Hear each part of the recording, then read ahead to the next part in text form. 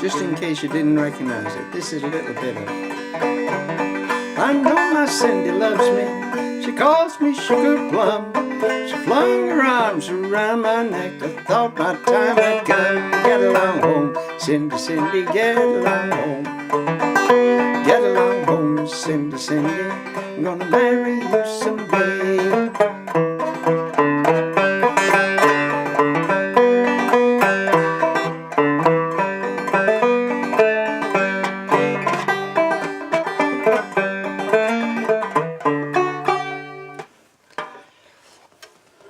I'm here to show off this old Harmony 5-string banjo. I'm not in very good playing shape at the moment because apart from the voice that's a bit croaky, I've just a week or so ago cracked that nail and had to stick it all up with super glue and tissue paper until it grows out. So of course I can't do anything tone wise with it, so I had to muddle through there with a finger pick. Anyway, enough of excuses. Let's have a closer look at this banjo. This is a Harmony 5-string banjo. I can't remember the actual model number off the top of my head. I don't remember numbers like that, but I can give you the brief description. In the catalogue it's known as the Deluxe 30. Known as the Deluxe 30 because it's got 30 tension hooks on it. And while we're up in that neck of the woods, you'll see it hasn't got a speck of rust on it. The plating's absolutely fabulous. It's quite old, this. I put it about 1950-ish, and that's quite fairly old for a Harmony. They made them before that with wood rims and conventional fittings and everything. But Harmony really came into their own when they decided to start making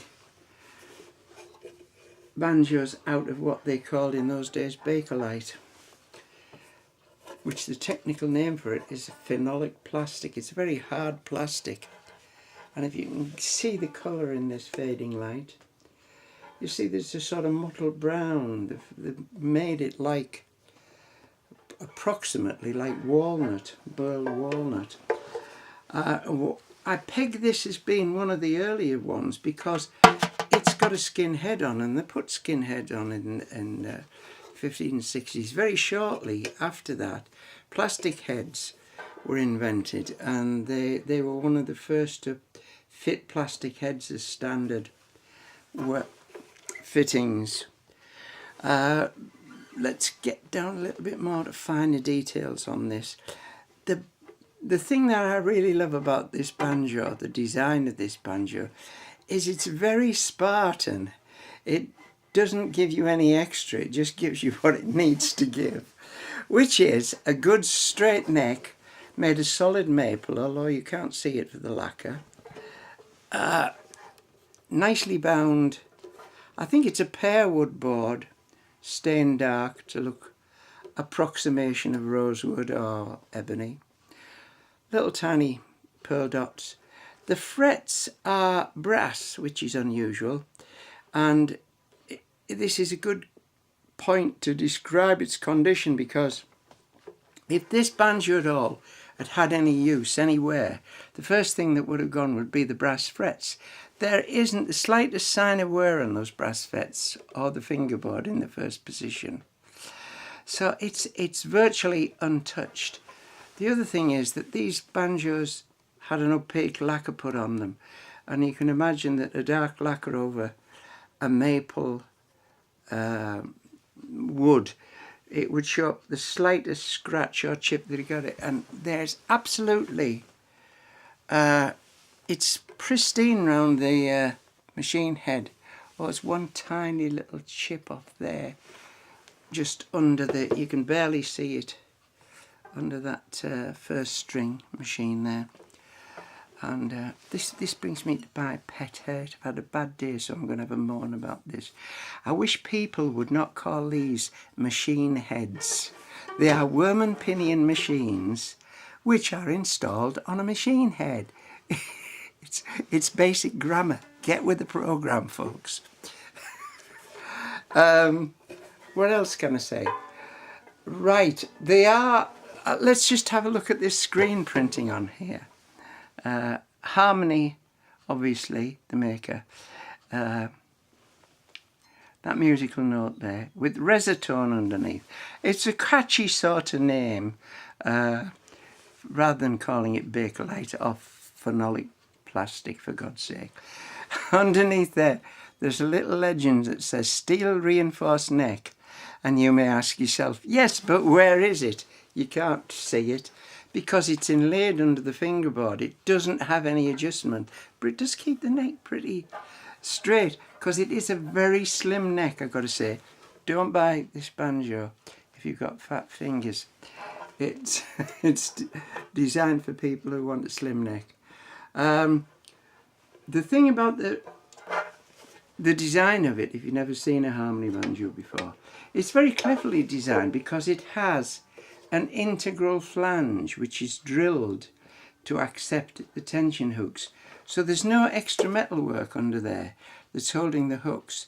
It's all part of the rim, the moulded rim, and the resonator is also made of the same stuff. From that point of view, it's a little bit heavier than the average harmony.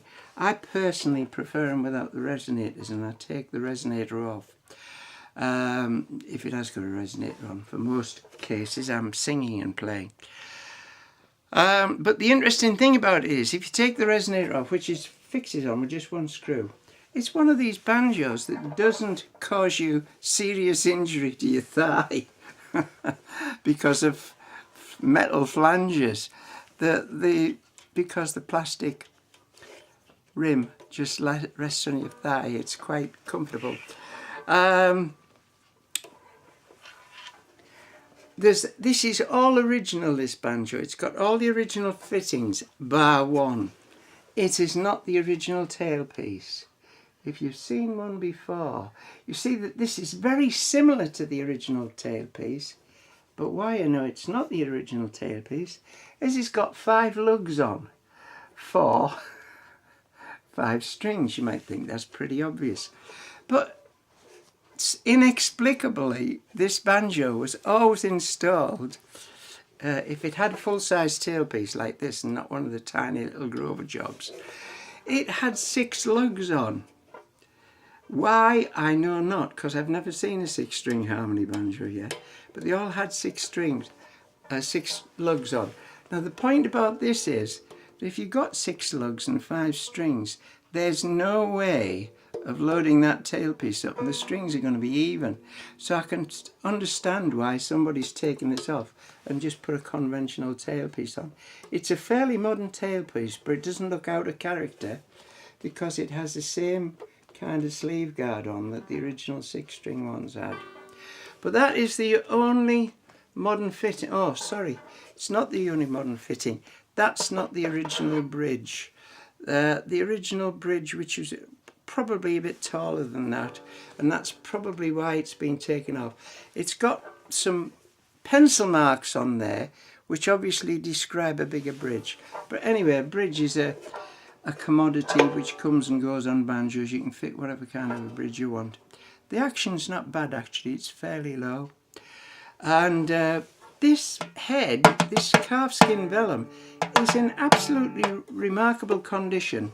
Whether you like the tone of a vellum over a plastic head or something, again, is a personal thing.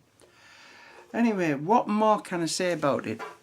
There is lots of technical specs and stuff on the eBay auction site where this banjo's for sale.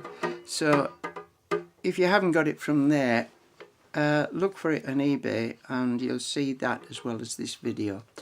I can't think of anything else to say about it right at the moment, other than to say I'm going to try and play a bit more on it, and something to give you the idea of the Resonator sound. I'm going to put some picks on and play something a little bit bluegrassy. I haven't the foggiest idea yet what I'm going to play. I'm waiting for divine inspiration. But seeing as I've led a sinful light, I don't expect that to happen anytime soon. You can tell I've had a bad day. Anyway, thanks for looking at this. Sorry if I've wasted your time. This is the tune everybody starts with when they're first starting to learn three-finger style. It's the good old Cripple Creek from Colorado. I think Cripple Creek's in, isn't it? Anyway, let's see if I can do it justice.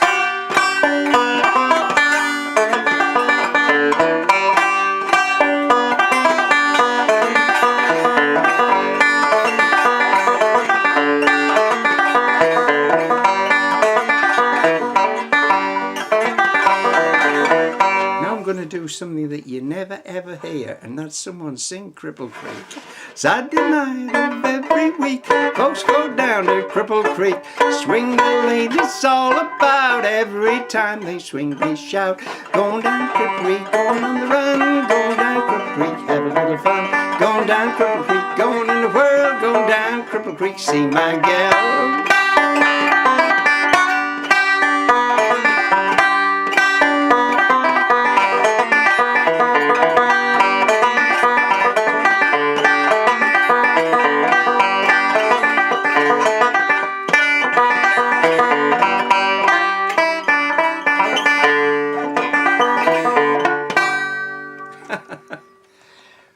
Might say playing seen better days. Anyway, thanks for looking. Take a look at the eBay advert if you want to know more. Bye now.